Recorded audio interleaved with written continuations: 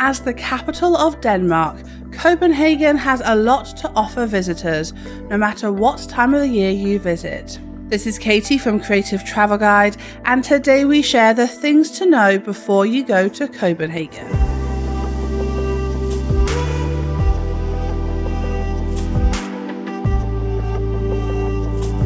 Looking for more travel tips?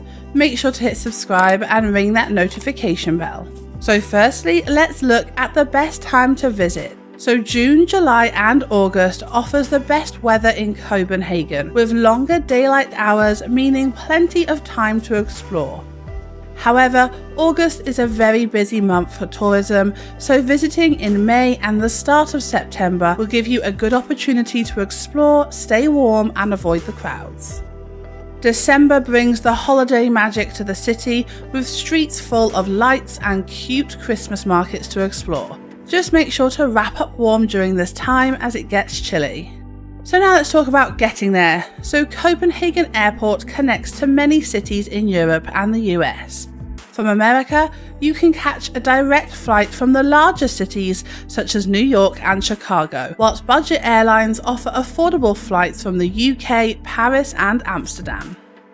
Once you arrive at the airport, you can get into the city centre within 15 minutes via the train, metro, taxi or a bus. So now you're in the city, let's talk about getting around. So the city is neat and compact, meaning walking is an easy choice for travellers. For further distances, you can catch public transport such as the bus, state railway, metro or the S-Tog trains. There isn't too much traffic in the city, so catching a taxi is a quick and easy way to get around. You can hail a taxi with the green light or free sign on and make sure the taxi uses the meter.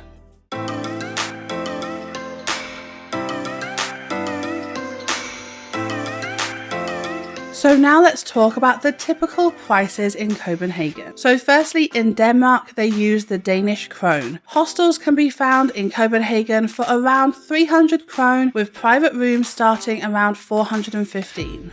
You can get a budget hotel room from around 630 to 1,200 krone, whilst luxury hotels start at around 1,500. For transport, prices do vary depending on how many zones you are crossing on public transport, but travel across zones is under 25 krone and 10 trip tickets are available for around 150.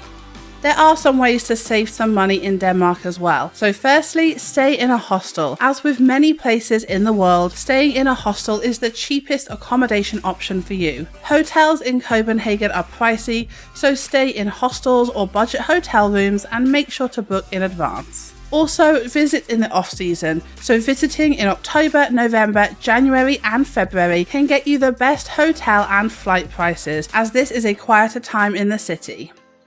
So now let's talk about the things to do.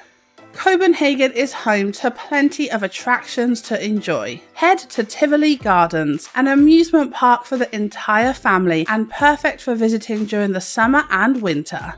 See the Little Mermaid statue before exploring the popular canal area.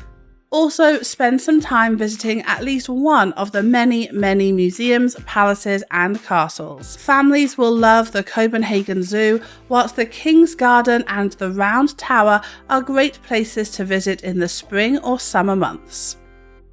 Watch this video to learn about the things to know before you go to Denmark. Then, to learn some Europe travel tips and tricks, watch this video. We hope you have an awesome time in Copenhagen and stay creative.